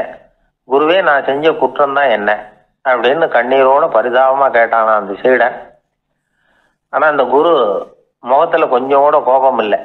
அவர் சிரிச்சுக்கிட்டே நின்றுகிட்டு இருந்தாராம். அதுக்கப்புறம் சொன்னாராம், என்னுடைய அருமை சீடனே, நீ ஒரு தவறும் பண்ணல. நான் உன்னை அடிச்சது நீ ஏதோ தப்பு பண்ணிவிட்டேங்கிறதுக்காக இல்லை. நீண்ட பயணம் போக போற. ஞாபகமா ஏதாவது கொடுத்து அனுப்ப வேணாமா? நீ ஞானம் பெற்ற பிறகுதான் திரும்பி வர போறேங்கிறது எனக்கு தெரியும். அதுக்கு பிறகு உன்னை வந்து அடிக்க முடியுமா? அதனால இப்ப கிடைச்சிருக்கிற இந்த வாய்ப்பை பயன்படுத்திக்கிட்டேன். அப்போதைக்கு இப்பவே அடிச்சுட்டேன், அவ்வளவுதான், வேற ஒண்ணும் இல்லை அப்படின்னாராம். குரு சிரிச்சுக்கிட்டே இப்படி சொல்றார். இருந்தாலும் இதுவும் ஒரு உபதேசம் தான். அதிர்ச்சிகளால வந்து விழிப்படைய வைக்கிறதும் ஒரு வழிதான். இது வந்து ஜென் வழி. பெரும்பாலும் அதிர்ச்சியின் மூலமாகவே ஞான தரிசனத்தை அருள்கிறவர்கள் தான் ஜென் குருமார்கள். நம்ம தியானம் தான் ஜென். இந்தியாவிலிருந்து இது சீனாவுக்கு போய் கொஞ்சம் பேர் மாறி வளம் பெற்று ஜப்பான்ல ஜென் ஆகி வளர்ந்துருக்குது, அவ்வளவுதான். ஜென்கிறது தியானம். எதை நினைச்சும் தியானிக்கிறது இல்லை, எல்லாத்துலயும் தியானம் இருக்கிறதா சொல்லுது ஜென். பேசுறது, இருக்கிறது, நடக்கிறது, சாப்பிடுறது, சிரிக்கிறது, தூங்குறது, தொழில் செய்யறது அல்லது சும்மா இருக்கிறது எல்லாமே தியானம் தான். ஜென்கிறது ஒரு சுய தரிசனம். தன்னைத்தானே அடையாளம் கண்டுகொள்ளுகிறது தான் அது. இல்லாத எதையும் தேடி கண்டுபிடிக்கிறது இல்லை. சென் மார்க்கத்தை பத்தி ஓஷோ என்ன சொல்றாரு தெரியுமா? காணாமல் போன தன்னுடைய மூக்கு கண்ணாடி தன்னுடைய மூக்கின் மேல் இருப்பதை கண்டுகொள்வது போன்றது சென் அப்படிங்கிறார். நம்மால் இன்னொருத்தர் முகத்தை ரொம்ப நேரமா உத்து பார்த்துக்கிட்டு இருந்தார். என்ன பாக்குறீங்கன்னாரு அவரு. நீங்க போட்டிருக்கீங்களே மூக்கு கண்ணாடி, அதை தான் பாக்குறேன்னாரு இவரு. நீங்க அப்படி பாக்குறதுக்கு விசேஷ காரணம் ஏதாவது உண்டான்னு கேட்டார் இவர். உண்டுன்னார். என்னன்னு கேட்டார். நேத்திக்கு காணாம போன என்னோட மூக்கு கண்ணாடி அது அப்படின்னாராம் இவர். ஒருத்தன் தன்னுடைய நண்பனை வழியில பார்த்தான். என்னப்பா லெட்டர் போட்டுனே கிடைச்சதா அப்படின்னா. ஓ கிடைச்சதேன்னா அவன். இவன் உடனே, ஏன்டா போய் சொல்ற, நான் உனக்கு லெட்டரே போடலை, சும்மா தான் கேட்டேன், உடனே கிடைச்சிட்டுதுங்கிறிய அப்படின்னா. லெட்டர் போட்டேன்னு நீ போய் சொல்றப்போ அது கிடைச்சதுன்னு நான் போய் சொல்லக்கூடாதா அப்படின்னானா அவன். இப்படிப்பட்டவங்க சில பேர் இருந்தா கூட இன்னைக்கு கடிதம் மூலமா தொடர்பு கொள்ளாதவங்க இருக்கவே முடியாது. அந்த அளவுக்கு அது அவசியமான ஒன்னாயிட்டுது. இந்த அஞ்சல் அட்டைகள் எப்படி ஆரம்பமாச்சு தெரியுமா? ஆஸ்திரியா நாட்டுல ஒரு பேராசிரியர் இருந்தார். அவர் பேர் இம்மானுவேல் ஹெர்மன். அவர் ஒரு நாள் ஒரு பத்திரிகையில கட்டுரை எழுதினாராம். இது நடந்தது 1869. அவர் எழுதின கட்டுரையில மக்கள் அதிகம் செலவு இல்லாம ஒருத்தருக்கு ஒருத்தர் தகவல் பரிமாறிக்கிறது எப்படி அப்படிங்கிறத பத்தி எழுதியிருந்தார். அதுக்கு சில யோசனைகளை அவரே எழுதியிருந்தாராம். எப்படின்னா, அந்த கட்டுரையை எல்லாரும் படிச்சு பார்த்துருக்குறாங்க. அவர் சொன்ன யோசனைகள் என்னன்னு. அது அரசாங்கத்தின் கவனத்துக்கு அது போச்சான். ஆகா, இது அவர் சொல்ற யோசனை நல்லா இருக்கும் போல் இருக்கு அப்படின்னு அவங்களே நினைச்சிருக்கிறாங்க. அவ்வளவுதான். உடனே அந்த யோசனையை நடைமுறைக்கு கொண்டுட்டு வந்தாங்களாம். பேராசிரியர் இம்மானுவேல் ஹெர்மனின் யோசனைப்படி அச்சடிச்ச அரசு முத்திரையோட அரசாங்கம் அஞ்சல் அட்டைகளை வெளியிட ஆரம்பிச்சுதான். 1869 அக்டோபர் 7ஆம் தேதி இது நடந்திருக்கு. உலகின் முதல் அஞ்சல் அட்டை வெளிவந்த நாள் அது. அப்பதான் அதுக்கு பேர் என்ன தெரியுமா? அதாவது கரஸ்பாண்டிங் கார்டு அப்படின்னு பேராது. அதுக்கப்புறம் என்ன ஆச்சுன்னா உடனடியாக அமெரிக்காவிலேயே இது மாதிரியான கார்டுகளை வெளியிட ஆரம்பிச்சிட்டாங்க. அங்கே இதுக்கு என்ன பேர் தெரியுமா? Postal card. அதுக்கப்புறம் 1870 இங்கிலாந்துலேயும் இதை வெளியிட்டாங்களாம். அதை வெளியிட்ட முதல் நாள் அன்னைக்கு என்ன நடந்தது தெரியுமா? மக்கள்லாம் ஏதோ நியாய விலை கடையில் நிற்கிறது மாதிரி பெரிய பெரிய கியூ வரிசையில் நின்று இதை வாங்கினாங்களாம். நம்ம நாட்டில் முதல் அஞ்சலகம் 1927 கல்கத்தாவில் ஆரம்பமாயிருக்கு. இன்னைக்கும் அஞ்சலகம் இல்லாத இடமே இல்லை. அந்த அளவுக்கு அஞ்சல் போக்குவரத்து அதிகமாக இருக்குது. அன்னைக்கு உள்நாட்டில் ஒருத்தருக்கு ஒருத்தர் தகவல் பரிமாற்றம் செய்து கொள்ள மலிவான ஒரு அஞ்சல் அட்டையை அரசாங்கம் வெளியிடலாம் அப்படின்னு பேராசிரியர் எழுதின கட்டுரை இன்னைக்கு எந்த அளவுக்கு ஆகியிருக்கு பார்த்தீங்களா? ஒருத்தன் ஒரு தபால் பெட்டிக்கு பக்கத்தில் தலையை வச்சுக்கிட்டு அவன் பாட்டுக்கு நின்றுட்டு இருந்திருக்கான். அங்கே இருந்து இன்னொருத்தன் கேட்டிருக்கான், என்ன ஆச்சுன்னு. கொஞ்ச நேரத்துக்கு முன்னாடி இந்த தபால் பெட்டியில் ஒரு கார்டு எழுதி போட்டேன், விவரமெல்லாம் நல்லா தான் எழுதியிருக்கிறேன், ஆனால் அட்ரஸ் எழுத மறந்துட்டேன் அப்படின்னு நானா. உடனே அவன், அதுக்காக கவலைப்படாத, நான் போட்ட கார்டில் அட்ரஸ் எல்லாம் பின்கோடு உள்பட கரெக்டாக எழுதியிருக்கேன், ஆனால் விவரம் எழுத மறந்துட்டேன் நானா. கவலைப்படாத, கொஞ்ச நேரத்தில் தபால்காரர் வருவார், பெட்டியை திறந்ததும் நம்ம லெட்டரை கேட்டு வாங்கிக்கலாம்னா ஒருத்தன். கொஞ்ச நேரத்துக்கு முன்னாடி அவர் வந்தார், கேட்டேன், அதுக்கப்புறம் தான் மனசுக்கு ரொம்ப கஷ்டமாக போச்சு நானா. இவன் ஏண்டான்னு கேட்டிருக்கான். அவன், இது தபால் புட்டு இல்லையா. ஒரு தடவை கலைவாணர் என்எஸ் கிருஷ்ணன் பேராசிரியர் கல்கியை சந்திச்சு பேசிக்கிட்டு இருந்தாராம். கலைவாணர் கல்கியை பார்த்து, எனக்கு கதை எழுத ஆசையா இருக்கு, எப்படி எழுதுறதுன்னு கேட்டாராம். கதை எழுதுறதுக்கு 4 மை வேணும்னாராம் கல்கி. அப்படியா, அப்படின்னா என்னென்ன கலர் மை அப்படின்னு கேட்டிருக்காரு கலைவாணர் சிரிச்சுக்கிட்டே. நான் சொன்னது கலர் மை இல்லை, அது வேற மை. அதாவது கதை எழுதுறதுக்கு தேவைப்படுகிற 4 மை எதுன்னா, 1 திறமை, 2 பேணாமை, 3வது தனிமை, 4வது பொறுமை அப்படின்னாராம். உடனே கலைவாணர், உங்கள் யோசனை அருமை அப்படின்னாராம். அதுதான் கலைவாணர். பொதுவாக எழுத்தாளர்கள் எழுதுகிற மாதிரி நடந்துக்கிறது இல்லை, ஆனால் கலைவாணர் என்ன சொல்லுவாரோ அதே மாதிரி நடந்துக்குவார். எல்லாருக்கும் எல்லாம் கிடைக்கணுங்கிற கருத்தை சினிமா படங்களில் வலியுறுத்துவார். அதே மாதிரி நடைமுறை வாழ்க்கையிலேயே எல்லாருக்கும் எல்லாமும் கொடுப்பார். பணம், பதவி, புகழ் இப்படி எதுவுமே இல்லாத ஒரு சாதாரண மனுஷனாக இருந்தால் கூட இவர் மனுஷனுக்கு கொடுக்குற மரியாதையில் கொஞ்சமும் குறைச்சல் இருக்காது. இந்த குணம் சாதாரணமாக எல்லாருக்கும் இருக்கிறது இல்லை. அவர் சினிமா தியேட்டருக்கு போய் சினிமா பார்க்குறது வழக்கம். அவர் வந்திருக்கிறாருங்கிறது தெரிஞ்சால் போதும், வெளியில் பிச்சைக்காரங்க வந்து கூடிடுவாங்க. இது அவருக்கு தெரியும். வெளியில் நம்மளை நம்பி ஒரு கூட்டம் காத்துக்கிட்டு இருக்குமேன்னு நினைப்பார். உடனே ஒரு 100 ரூபா நோட்டை கொடுத்து சில்லறையாக மாற்றிக்கிட்டு வர சொல்லுவார். படம் முடிஞ்சு வெளியில் வர்றப்போ சில்லறையோடு வருவார், எல்லாருக்கிட்டையும் கொடுத்துருவார். ஏன்னா எல்லாரும் தேடிட்டு வருவாங்க அவரை. என்ன எல்லாரும் சௌக்கியமாக இருக்கிறீங்களா அப்படின்னு பிரியமாக விசாரிப்பார். ஏதோ ரொம்ப நெருங்கின சொந்தக்காரங்களை விசாரிக்கிறது மாதிரி விசாரிப்பார். தன்கிட்ட இருக்கிற சில்லறையை எல்லாருக்கும் சமமாக பிரித்து கொடுத்துட்டு தான் அங்கேருந்து புறப்படுவார். ஒரு நாள் அது மாதிரி புறப்படுற சமயத்தில் ஒரு சின்ன பையனுக்கு சில்லறை எதுவும் கிடைக்கல கொடுக்கறதுக்கு. இது கலைவாணருக்கு தெரியாது. காரில் ஏறி புறப்பட்டு போயிட்டார். அந்த பையன் காரை பிடிச்சிக்கிட்டு பின்னாடியே ஓடிச்சாந்துருக்கிறான். ஐயா, நீங்களே இல்லைன்னு சொன்னால் நான் என்ன பண்ணுறது, இன்னைக்கு பட்னி தான், அம்மாவுக்கு வேற உடம்பு சரியில்லை அப்படின்னு கத்திக்கிட்டே ஓடியாந்தானா. கலைவாணர் கவனிச்சிட்டார். உடனே காரை நிறுத்த சொன்னார், இறங்கினார். அந்த சின்ன பையனை கட்டி பிடிச்சிக்கிட்டு, என்னை மன்னிச்சுக்கப்பா, நான் கவனிக்காமல் வந்துட்டேன் அப்படின்னு சொல்லி அழ ஆரம்பிச்சிட்டாராம். இன்னொரு தடவை இதே மாதிரி ஒரு தியேட்டர்லேருந்து வெளியில் வந்திருக்கிறார். ஒரு ஆள் அவர்கிட்ட வந்து நின்றுருக்கார். அவர் கொடுக்கறதுக்கு இவர்கிட்ட பணம் இல்லை. பணம் இல்லையாப்பா அப்படின்னாராம். உங்ககிட்டயே இல்லையா அப்படின்னாராம் அவர். கலைவாணருக்கு மனசு ரொம்ப சங்கடமாக போச்சு. உடனே புறப்பட்டு வீட்டுக்கு போனார். அங்கே இங்கே தேடி பார்த்து அங்கேருந்த கொஞ்சம் நெஞ்ச சில்லறை எடுத்தார். காரு டிரைவரை கூப்பிட்டார். தியேட்டர் வாசலில் நின்றுக்கிட்டு இருந்த ஆசாமியோட அங்க அடையாளங்களை சொன்னார். காரை எடுத்துகிட்டு போய் அந்த ஆளை கண்டுபிடிச்சி இந்த காசை கொடுத்துட்டு வா அப்படின்னு அனுப்பி வச்சாராம். பிச்சை போடுறதுக்காக காரை அனுப்புனதாக வேற யாரை பற்றியாவது நீங்கள் கேள்விப்பட்டிருக்கிறீங்களா? அவர் ஒரு வித்தியாசமான மனிதர், வித்தியாசமான கலைஞர். கலைவாணரோட சகோதரர் கல்யாணம் நடந்தது. அதில் தியாகராஜ பாகவதர் கச்சேரி முடிஞ்ச உடனே அதில் சம்பந்தப்பட்ட கலைஞர்களுக்கெல்லாம் கலைவாணர் பரிசுகள் கொடுக்குறார். அந்த கச்சேரியில் கடம் வாசித்தவருக்கு மட்டும் மற்ற எல்லாருக்கும் கொடுத்ததை விட பெருசாக ஒரு வெள்ளி கோப்பையை பரிசாக கொடுத்தாராம். மற்றவங்களுக்கெல்லாம் சின்னதாக கொடுத்துட்டு கட வித்துவானுக்கு மட்டும் பெருசா பரிசு கொடுக்குறீங்களே ஏன்னு கேட்டிருக்கிறாங்க. அதுக்கு கலைவாணர் விளக்கம் கொடுத்தாராம். இப்பெல்லாம் ரயிலில் கூட்டம் அதிகங்கிறது உங்களுக்கு எல்லாருக்கும் தெரியும். இந்த வித்துவான் இவ்வளவு பெரிய மண்பானைய ரயில்ல ரொம்ப பத்திரமா உடையாம ரொம்ப தூரத்துல இருந்து கொண்டு வந்திருக்கிறாரே, அது என்ன சாமானியமான காரியமா? அவரோட அந்த சாமர்த்தியத்தை பாராட்டுறதுக்காக தான் அவருக்கு இவ்வளவு பெரிய பரிசு அப்படின்னாராம். அறிவில் சிறந்தவர்கள் ஆண்களா பெண்களா? என்னுடைய நண்பர் ஒருத்தரை பார்த்து நான் கேட்ட கேள்வி இது. அவர் மெதுவா தன்னுடைய தலையை சொரிஞ்சுக்கிட்டே சொன்ன பதில், அதுல என்ன சார் சந்தேகம், அவங்க தான் அப்படின்னார். அனுபவ அடிப்படையில் அவர் இப்படி சொல்றார். அறிவியல் அடிப்படையில் பார்க்குறவங்களும் இப்படி தான் சொல்றாங்க. இயற்கையின் நோக்கம் இனப்பெருக்கம், இதில் பெண்களின் பங்கு அதிகம். அதனால இயற்கையே பெண்களுக்கு பல சலுகைகளை கொடுத்துருக்குது, சக்தியை கொடுத்துருக்குது. இப்போ வெளிநாடுகளில் இதை பற்றியெல்லாம் நிறைய ஆராய்ச்சி பண்ணி பார்த்துருக்குறாங்க, புள்ளி விவரங்கள்லாம் வெளியிட்டிருக்கிறாங்க.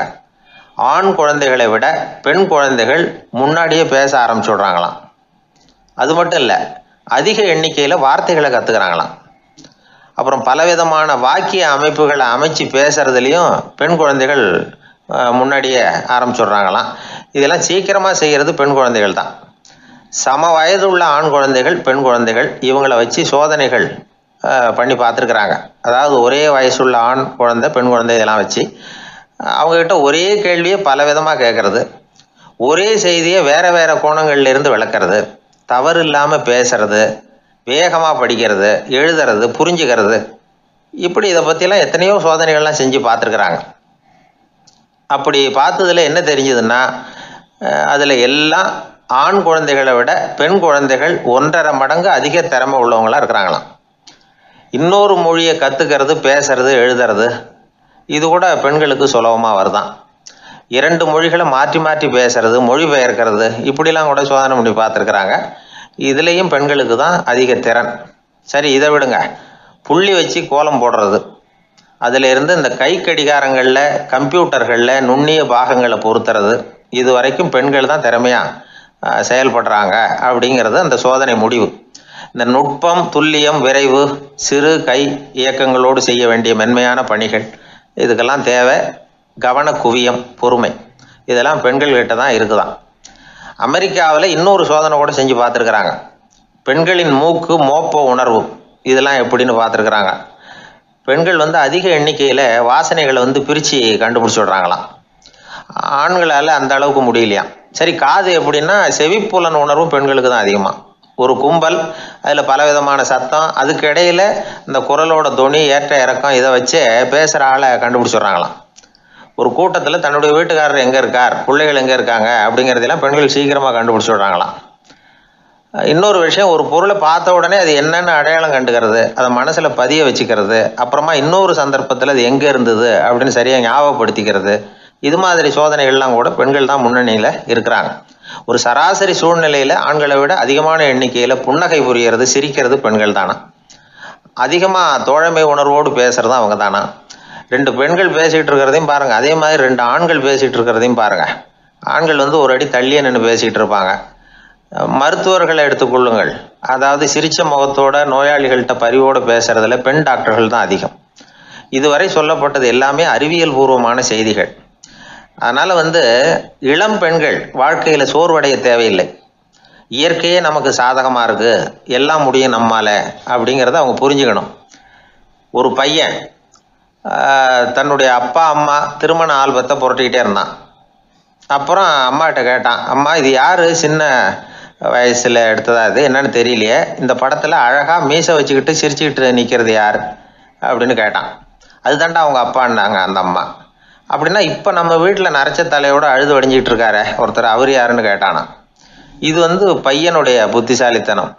பெண் பிள்ளைகள் அப்படி கேட்கறதில்ல. அதனால் இந்த கதையெல்லாம் எதுக்காக அப்படின்னா, இளம் பெண்கள் வாழ்க்கையில் சோர்வு அடைஞ்சு போயிடக்கூடாது. அதனால் பெண்கள் எல்லாம் முடியும் நம்மாலும் அப்படிங்கிறத நினச்சி செயல்பட்டாங்கன்னா வாழ்க்கையில் வெற்றி நிச்சயம். ஒருத்தங்க கூட நாம் சண்டை போடுறோம், அதில் நாமளே ஜெயிச்சு விடுறதா வச்சுக்குவோம். நம்ம மனசுக்கு சந்தோஷமாக தான் இருக்கும், இருந்தாலும் உள் மனசில் ஒரு பயமும் உண்டாகலாம். தோற்று போனவன் சும்மா இருப்பானா? அவன் மறுபடியும் எப்போ சந்தர்ப்பம் வரும்னு எதிர்பார்த்துக்கிட்டு தானே இருப்பான். அதனால வெற்றியின் ஒரு பக்கம் சந்தோஷமா இருந்தாலும் இன்னொரு பக்கம் பயமா தான் இருக்கும். ஒரு மன்னன் இருந்தான், நிறைய பேரோட அவன் சண்டை போட்டான், ஜெயிச்சான், பல நாடுகளை வென்றான். அதனாலேயே அவன் மனசுக்குள்ள ஒரு பயம் உண்டாயிட்டுது. பகை மன்னர்கள் எல்லாம் படையெடுத்துக்கிட்டு வந்துட்டா என்ன பண்றது அப்படிங்கிற பயம். எல்லாரும் இப்ப இருக்கிற இந்த மாளிகையை கைப்பற்றிக்கிட்டா என்ன பண்றது அப்படின்னு யோசனை பண்ணா நடுங்க ஆரம்பிச்சிட்டான். ஏன் ஒரு மாதிரியா இருக்கிறீங்க அப்படின்னு கேட்டார் அமைச்சர். இவன் விவரத்தை சொன்னான். 2 பேருமா சேர்ந்து ஒரு திட்டம் போட்டாங்க. அதன் பிரகாரம் ஒரு பெரிய மாளிகை ஒண்ண புதுசா கட்டினாங்க. அதுக்கு ஜன்னல்லாம் எதுவும் கிடையாது. உள்ள போறதுக்கு வெளியில வர்றதுக்கு ஒரே ஒரு கதவு மட்டும்தான் உண்டு. அதை தவிர அந்த மாளிகைக்கு வேற எந்த வழியும் கிடையாது. ஒரு சின்ன துவாரம் தெரிஞ்சா கூட அதையும் சுத்தமா அடைச்சுட்டாங்க. ஒரே ஒரு கதவு வச்சானே, அந்த வழியை பாதுகாக்கிறதுக்கும் ஏராளமான வீரர்களை காவலுக்கு நிறுத்தி வச்சிருக்கிறாங்க. இவ்வளவும் பண்ணி முடிச்சதுக்கு அப்புறம் தான் அந்த மன்னனுக்கு மனசு திருப்தியா இருந்துதான்.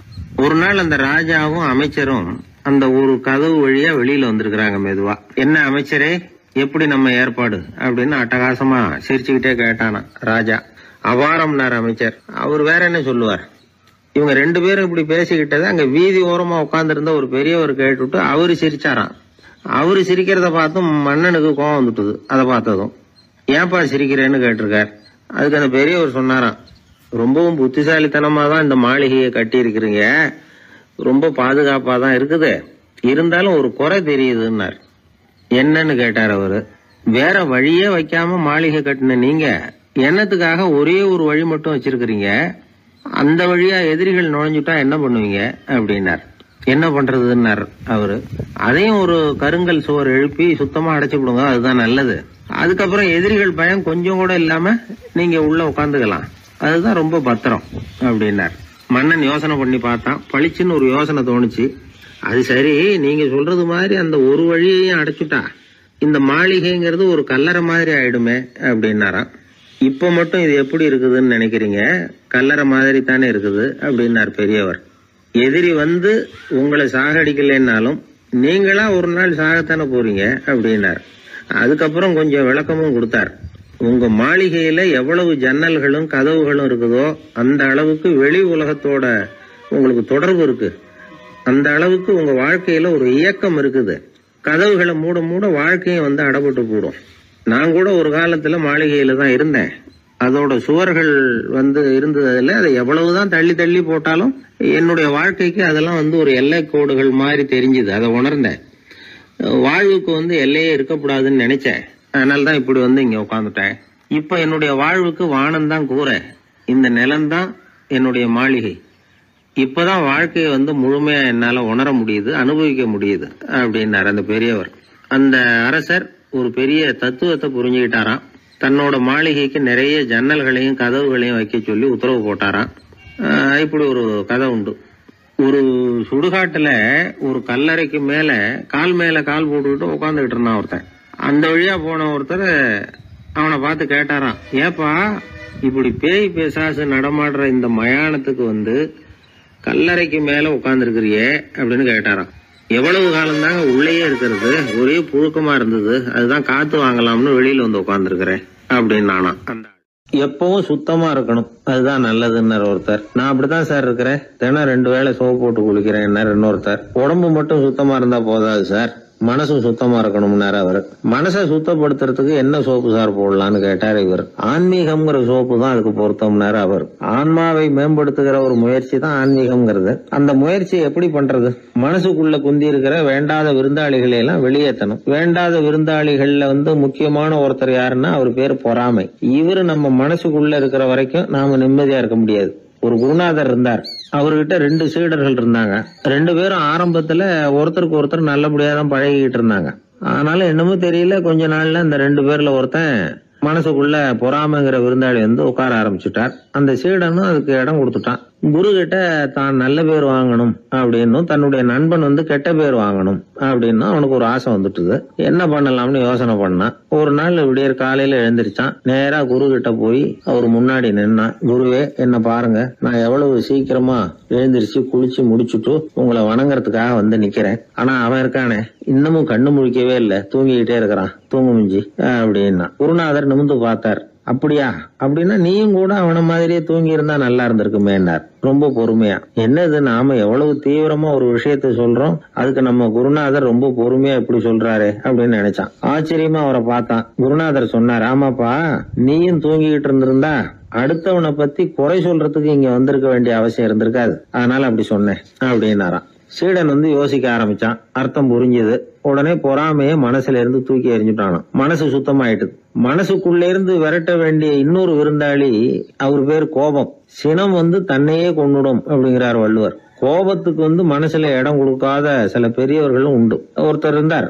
அவர் ஒரு சமயம் கோதாவரி நதியில போய் குளிச்சுட்டு திரும்பி வந்துட்டு இருக்கிறார். ஒரு பெரியவர் வர்ற வழியில ஒரு மரத்து மேல உட்கார்ந்திருந்த ஒருத்தன் அவர் மேல துப்பி போடுறான். இவர் உடனே திரும்பி போய் மறுபடியும் குளிச்சுட்டு வர்றார். அப்பவும் துப்புறான். அவர் கோவப்படல, பேசாம மறுபடியும் திரும்பி போய் குளிச்சுட்டு வர்றாரு. இப்படி பல தடவை நடந்துகிட்டே இருக்குது. ஒரு கட்டத்துல இந்த ஆளு தோத்து போய் அவர் காலிலேயே விழுறான். ஆச்சரியப்பட்டு கேக்குறான், அது எப்படிங்க நீங்க கோவப்படாம இருக்கிறீங்களே, அது எப்படி அப்படின்னா, அதுக்கு அந்த பெரியவர் சொன்னாராம், நான் கோவப்பட்டிருந்தா என் மனசு அசுத்தமா இருக்கும்.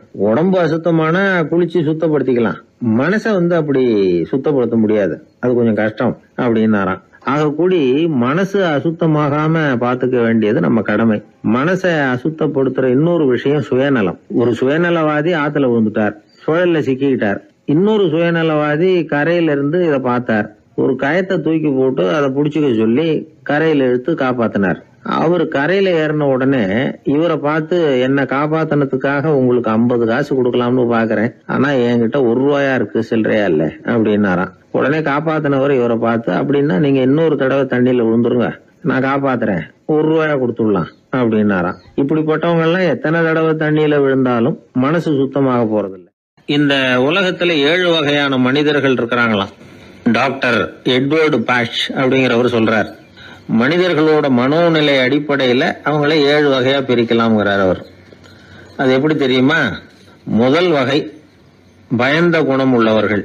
சார் ரொம்ப பயந்த சுபாவம், வீட்டுல கூட வாயை திறக்க மாட்டார், சாப்பிட போறப்ப மட்டும்தான் கொஞ்சம் வாயை திறப்பார் அப்படிங்கிறோம்ல, அவங்க எல்லாம் இந்த ரகம். 2வது வகை எப்படின்னா சஞ்சலப்படுகிறவர்கள். எதுக்கு எடுத்தாலும் கலக்கம் குழப்பம், இப்படியே காலம் தள்ளுறவங்க பல பேரை பார்த்திருப்பீங்க, அவங்க எல்லாம் இந்த ரகம். 3வது வகை எப்படின்னா யதார்த்த உலகை மறந்து கற்பனை உலகத்திலேயே மிதக்கிறவங்க. இளைஞர்கள், கவிஞர்கள், இப்படி பல பேர் இருக்கிறாங்க. எப்ப பார்த்தாலும் கற்பனை உலகத்திலேயே மிதந்துகிட்டு இருப்பாங்க. கிட்டத்துல போய் என்னங்க ஒரு மாதிரியா இருக்கிறீங்களே அப்படின்னு கேட்டு பாருங்க, ஒரு அற்ப புழுவை பாக்குறது மாதிரி உங்களை பார்ப்பாங்க. அதுவும் அந்த வானத்து நிலா என்னை வாவென்று அழைக்கிறது, எனக்கு விரைவில் ஒரு நாள் சிறகுகள் முளைக்கும், சிறகடித்து பறந்து செல்லுவேன், என் செல்ல நிலாவை கொஞ்சி விட்டு திரும்பி வருவேன், அப்படி இப்படின்னு பேச ஆரம்பிச்சிருவாங்க. கொஞ்சிறது அப்புறம் இருக்கட்டும்ப்பா, இப்ப கஞ்சிக்கு வழிய பாருடா அப்படின்னா அதை காதல வாங்க மாட்டான்.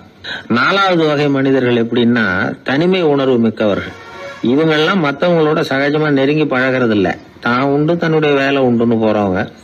அடுத்த வீட்டுல இருக்கிறது யாருன்னு கேட்டா கூட அடுத்த வீடுன்னு ஒண்ணு இருக்கா அப்படின்னு கேட்பாங்க. அவங்க கிட்ட மேற்கொண்டு என்னத்தை பேசுறது. 5வது வகை மனிதர்கள் எப்படின்னா மற்றவர்கள் செல்வாக்குக்கு உட்பட மறுப்பவர்கள். அடுத்தவங்க செல்வாக்குக்கு இவங்க ஆட்படுறது இல்ல. நான் யார் தெரியுமா அப்படின்னு கேட்டா அதை தெரிஞ்சுக்கிட்டு எனக்கு என்ன ஆக போகுது அப்படிம்பாங்க. 6வது வகை எப்படின்னா எப்பவும் எதுலயும் பற்று இல்லாம இருக்கிறவங்க. இது ஒரு துறவு மனப்பான்மை. இயல்பாவே சில பேர் இப்படி இருக்கிறது உண்டு, அவங்களுக்கு எதுலயுமே ஒரு ஈடுபாடு இருக்காது.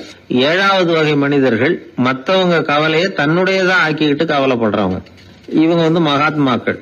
தான் வேற அடுத்தவங்க வேறன்னு நினைக்கிறது இல்லை. இவங்க அப்படிப்பட்ட எண்ணம் இவங்களுக்கு வர்றதில்லை. அதனால அடுத்தவங்களுக்கு ஒரு கஷ்டம் வந்தா அதை தன்னுடைய கஷ்டமாக எடுத்துக்கிட்டு கவலைப்படுறவங்க இவங்க. ஆக கூடி இப்படி 7 வகையான மனிதர்களை அடையாளம் காட்டுறார் அந்த நிபுணர். நாம இதுல எந்த அகத்துல வர்றோங்கிறத நாம தான் அடையாளம் கண்டுபிடிச்சுக்கணும். எனக்கு தெரிஞ்ச ஒரு மனிதர் உண்டு. அவர் ஒரு வித்தியாசமான டைப்பு. எதையும் பிராக்டிக்கலா யோசிக்கிறவர். எப்பவும் அடுத்தவங்களுக்கு ஒன்றும் பண்ண மாட்டார். ஆனா நினைக்கிறது என்னன்னா அடுத்தவங்களும் நல்லா இருக்கணும், நாமளும் சந்தோஷமா இருக்கணும் அப்படின்னு ஆசைப்படுறவர். அவருக்கு ஒரு சமயம் திடீர்னு உடம்பு சுகம் இல்லாம போட்டுது. டாக்டர் கிட்டத்துல போனார், பணம் கொடுத்தார், வைத்தியம் பார்த்தார். அவரு எழுதி கொடுத்த மருந்து சீட்டை வாங்கிட்டார். மருந்து கடைக்கு போனாரு, பணம் கொடுத்தாரு, மருந்து வாங்கினார். அதை எடுத்துட்டு வீட்டுக்கு வந்தார். அதுக்கப்புறம் அந்த மருந்தை சாப்பிடணும்ல, சாப்பிடல, அப்படியே சும்மா வச்சுட்டார். அவரை பார்த்து கேட்டோம், ஏன் சார் இப்படி பண்றீங்க, வீண் செலவு தானே இது, நீங்க எதுக்காக டாக்டர் கிட்ட போய் பணம் செலவு பண்ணீங்க அப்படின்னு கேட்டாங்க. அதுக்கு சொல்றாரு, டாக்டர் வாழணும் இல்லையா அதுக்காக.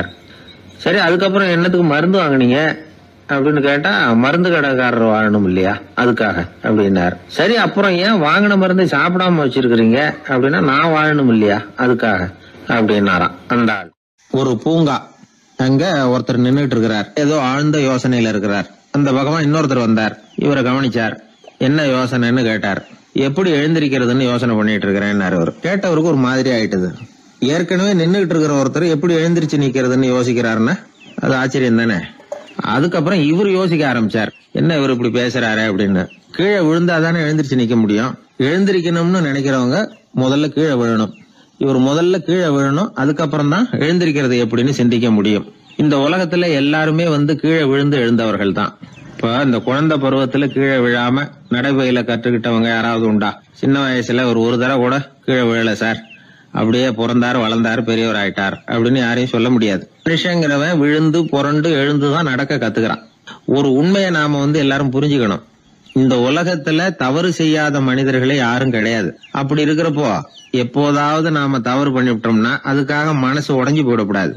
வாழ்க்கையில வெறுப்பு வந்துடக்கூடாது. தவறு நடந்துட்டுதா அதுக்காக மனசு உடைஞ்சு போடாதீங்க, அதை ஒரு பாடமா எடுத்துக்கங்க. அதே தவறு மறுபடியும் நடக்காம வேணும்னா பாத்துக்கலாம், அது போதும். தடைக்கல்ல படிக்கெல்லாம் மாத்திக்கணும், இதுதான் இதுல முக்கியம். ஒரு அலுவலகம், அங்க ஒரு அதிகாரி, அவர் உயர்ந்த பதவியில் இருந்தார், சிறந்த நிர்வாகின்னு பேர் வாங்கினவர். அவர் தனக்கு கீழே வேலை செய்யறவங்க கிட்ட எல்லாம் சொல்லுவாராம், இந்த நிறுவனத்துல நீங்க எத்தனை தடவை வேணும்னாலும் தவறுகள் செய்யலாம், ஒரே விஷயம் என்னன்னா ஒரே தவறை மறுபடியும் செய்யக்கூடாது, அது முக்கியம் அப்படின்பாராம். இத மேம்போக்கா பார்த்தா அவர் ஏதோ தன்னுடைய ஊழியர்களை தவறு செய்ய தூண்டுறது மாதிரி தெரியும். ஆனா உண்மை அப்படி இல்ல. இன்னைக்கு என்ன நடக்குது தெரியுமா? அநேகமா எல்லா மனிதர்களுமே ஒரே தவறை தான் மறுபடியும் செய்யறாங்க. விளையாட்டு வீரர்கள் ஒரே மாதிரியான தவறுகளை திரும்ப திரும்ப செய்யறது உண்டு. கணக்கு எழுதுறவங்களை பாருங்க, ஒரே தப்ப மறுபடியும் செய்வாங்க. அலுவலகம் வருகிறவர்களை கவனிங்க, ஒரு நாள் தாமதமா வந்தா பரவாயில்ல, தினமும் தாமதமா வருவாங்க. இது மாதிரி செய்த தவறையே திரும்ப திரும்ப செய்யறதுக்கு என்ன காரணம்? ஞாபக மறதி, கவனக்குறைவு, தன்னுடைய திறமை பேர்ல அளவுக்கு மீறிய நம்பிக்கை, இப்படி இதுல ஏதாவது ஒரு காரணமா இருக்கலாம் அப்படிங்கிறாங்க இது பற்றி ஆய்வு செய்கிற வல்லுநர்கள்.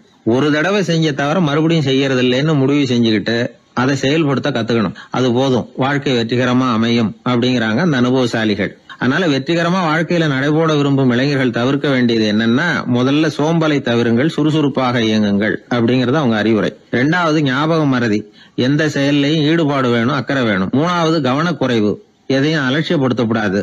4வது என்னால முடியாதது எதுவுமே கிடையாது அப்படிங்கிற அளவுக்கு மீறிய நம்பிக்கை, அது ஆபத்துல கொண்டு போய் விட்டுரும். முதல் தவறு உங்களுக்கு ஒரு பாடமா அமையணும். ஒரு மனிதர் அவர் தன்னுடைய 2 காதுலயும் கட்டு போட்டுக்கிட்டு வந்தார். அவருடைய நண்பர் அதை கவனிச்சுட்டாரு. என்ன சார் ஆச்சு, 2 காதுலயும் கட்டு போட்டுருக்கீங்களே அப்படின்னு விசாரிச்சார். ஒண்ணுமில்ல சார், வீட்டுல ரொம்ப ஆர்வமா டிவியில கிரிக்கெட் மேட்ச் பாத்துக்கிட்டு இருந்தேன். இப்போ என்னுடைய மனைவி துணிகளுக்கு அயன் பண்ணிட்டு இருந்தாங்க. அயன் பாக்ஸ் அப்படியே வச்சுட்டு அடுப்பங்கரைக்கு போயிட்டாங்க. அந்த சமயம் பார்த்து டெலிபோன் பண்ணி அடிச்சது. அவசரமா ஓடி போய் அதை எடுத்து காதுல வச்சேன். அப்பதான் தெரியும் அது அயன் பாக்ஸ்ங்கிற விஷயம். சூடா இருந்ததா, சுட்டு விட்டது அப்படின்னாரு. ஒரு காது சரி சார், 2 காது ஏன் அப்படி ஆச்சு அப்படின்னு கேட்டார். அதே ஆளு மறுபடியும் போன் பண்ணா சார் அப்படின்னாரு. இவர் எவ்வளவு தூரம் யோசிச்சிருப்பாரு பாருங்க. தவறு மறுபடியும் நடக்கக்கூடாது, முதல் தவறு உங்களுக்கு ஒரு பாடமாக அமையட்டும் அப்படிங்கறது தான் இதுல இருந்து நாம தெரிந்து கொள்ள வேண்டிய கருத்து. அதனால தவறுகள் அதெல்லாம் தடைக்கெல்லாம் நினைக்க வேண்டாம், படிக்கெல்லாம் நினைப்போம். அப்படி நினைச்சோம்னா வாழ்க்கையில வெற்றி நிச்சயம். காசி தேசத்துல ஒரு வேடன் இருந்தானா, அவன் வழக்கம் போல காட்டுக்கு வேட்டையாட போயிருக்கிறான். ஒரு மானுக்கு நேரா குறி பார்த்து அம்ப விட்டுருக்கான். குறி தவறி போய் அந்த அம்பு ஒரு பெரிய மரத்து மேல போய் குத்திக்கிட்டுது. விஷம் தடவுன அம்பு, அதனால மரம் வீணா போயிட்டுது. அதுல இருந்த இலை காய் எல்லாம் உதிர ஆரம்பிச்சுட்டுது. கொஞ்ச நாள்ல அந்த மரம் பூரா காஞ்சி அப்படியே பட்டு போச்சு. அந்த மரத்துல ஒரு பொந்து, அதுல ஒரு கிளி ரொம்ப காலமா இருந்துகிட்டு இருக்குது. அந்த மரம் நல்லபடியா வளமா இருந்த காலத்துல நிறைய பறவைகள் அதுல தங்கி இருந்தது. மரம் காய ஆரம்பிச்சதும் அந்த பறவை எல்லாம் யோசிக்க ஆரம்பிச்சது, சரி இனிமே இந்த மரம் நமக்கு சரிப்பட்டு வராது, வேற இடம் பார்க்க வேண்டியதுதான் அப்படின்னு நினைச்சு ஒவ்வொன்னா பறந்து போக ஆரம்பிச்சுட்டுது. கடைசியில தங்கி இருந்தது அந்த ஒரு கிளி மட்டும்தான். அது அந்த மரத்தை விட்டுட்டு எங்கேயும் போறதுக்கு பிரியப்படல. ஏன்னா அதுக்கு அந்த மரத்து மேல அவ்வளவு அன்பு. இறை தேடுறதுக்கு கூட அந்த கிளி வெளியே போறதில்ல. சாப்பிடாம இருந்தா உடம்பு என்னத்துக்கு ஆகும்? கிளி ரொம்ப வாடி போட்டுது, சத்தம் போட்டு கத்த கூட அதால முடியல. அந்த கிளி இப்படி நடந்துக்கிறது தேவலோகத்துல இருந்த இந்திரனுக்கே ரொம்ப ஆச்சரியமா இருந்துதான். நேர்ல போய் அந்த கிளிய பாத்துட்டு வந்தா தேவையில்லைன்னு தோணுச்சு அவனுக்கு. உடனே தேவலோகத்திலிருந்து புறப்பட்டு பூலோகத்துக்கு வந்து சேர்ந்தான் இந்திரன். ஒரு சாதாரண மனுஷன் மாதிரி அந்த கிளிக்கு முன்னாடி போய் நின்னான். கிளியே, உனக்கு என்ன பைத்தியமா? இந்த மரத்துல இலையும் இல்ல காயும் இல்ல, கிளையெல்லாம் காஞ்சி போய் எப்போ ஒடிஞ்சு விழலாம்னு நேரம் பார்த்துக்கிட்டு இருக்குது. நீ இன்னமும் இதையே கட்டிக்கிட்டு அழுதுகிட்டு இருக்கிறிய. உன் கூட இருந்த மற்ற பறவைகள்லாம் பாத்தியா? இதே காட்டுல உள்ள செழிப்பான மரங்கள்ல போய் கூடு கட்டிக்கிட்டு சுகமா இருந்துகிட்டு இருக்கு. நீ மட்டும் ஏன் இப்படி கஷ்டப்படணும் அப்படின்னு கேட்டான் இந்திரன். கிளியை சும்மா சோதிக்கிறதுக்காக தான் அப்படி கேட்டிருக்கான். அந்த கிளிக்கு தவ வலிமை அதிகம், அதனால வந்திருக்கிறது இந்திரன் தாங்கிறது அதுக்கு புரிஞ்சு போச்சு. தேவேந்திரா, நான் இந்த மரத்துல தான் பிறந்தேன் வளர்ந்தேன். சின்ன வயசுல இருந்து என்னை வளர்த்து காப்பாத்தி ஆளாக்குனது இந்த மரம் தான். எனக்கு பசி எடுத்தப்போ பழம் கொடுத்தது இந்த மரம் தான். எனக்கு ஆபத்து வந்தப்போ அடைக்கலம் கொடுத்தது இந்த மரம் தான். இப்போ இந்த மரம் கஷ்ட திசையில இருக்குது. இந்த நேரத்துல நான் மட்டும் நல்லா இருந்தா போதும்னு நினைக்கலாமா? அது சுயநலம் இல்லையா? இப்படி இது துன்பப்படுற காலத்துல நானும் இது கூட இருந்து துன்பத்தை சகிச்சுக்கிறது தான் நியாயம். உதவி செஞ்சவங்களை உதறி தள்ளுறது நல்லது இல்லைங்கிறது உங்களுக்கே தெரியும். என்னோட நல்ல விரதத்தை குலைக்கிறது மாதிரி அல்லவா இருக்குது நீங்க சொல்றது. தேவர்களுக்கு ஏற்படுற சந்தேகங்களையே தீர்த்து வைக்கக்கூடிய நிலைமையில இருக்கிற நீங்க எனக்கு இப்படி உபதேசம் பண்ணலாமா அப்படின்னு கேட்டுதான் கிளி. இந்திரனுக்கு ரொம்ப மகிழ்ச்சி. இத கேட்டதும், கிளியே, நண்பர்கள்னா உன்ன மாதிரி இருக்கணும். பொதுவா ஒருத்தர் நல்லா இருக்கிறப்போ அவரை சுத்தி நிறைய பேர் இருப்பாங்க.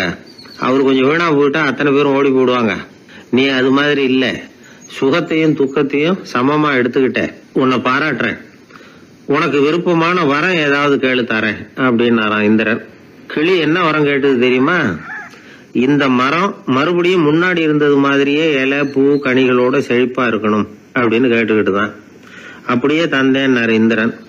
அடுத்த வினாடியே மரம் முன்னாடி இருந்ததை விட செழிப்பா பூத்து குலுங்க ஆரம்பிச்சுட்டுது. அந்த கிளியும் ரொம்ப நாள் சந்தோஷமா வாழ்ந்துட்டு அதுக்கப்புறம் இந்திரலோகம் போய் சேர்ந்துதான். மகாபாரதத்துல பீஷ்மர் தர்மருக்கு இந்த கதையை சொல்றார். மற்றவர்கள் துன்பப்படுறப்போ இந்த கிளி மாதிரி எவன் பரிவு கொள்றானோ அவன் மேன்மை அடையிறது நிச்சயம் அப்படின்னு அவர் சொல்றார். சரி, அந்த கதையை இந்த சமயத்துல எதுக்கு சொல்லணும் அப்படின்னா, வயசான காலத்துல அம்மா அப்பாவை கவனிக்காத பிள்ளைங்க காதல இது விழட்டுமேங்கிறதுக்காக தான். மத்தவங்க துன்பப்படுறப்போ பரிவு காட்டினாலே அந்த அளவுக்கு மேன்மை கிடைக்கும்னா, பெத்தவங்க துன்பப்படுறப்போ பரிவு காட்டினா எந்த அளவுக்கு மேன்மைங்கிறத நினைச்சு பார்க்கணும். ஒரு வயசான அப்பா தன்னோட பிள்ளைய பத்தி ரொம்ப மெச்சுக்கிட்டார். என் பிள்ளை எப்பவும் புத்திசாலித்தனமா குடும்பம் நடத்துறான். அவன் சம்சாரம் கோவிச்சுக்கிட்டு பிறந்த வீட்டுக்கு போற அளவுக்கு அவன் நடந்துகிட்டதே இல்லை அப்படின்னார். அப்படிங்களான்னு கேட்டோம் ஆச்சரியமா. ஆமாங்க,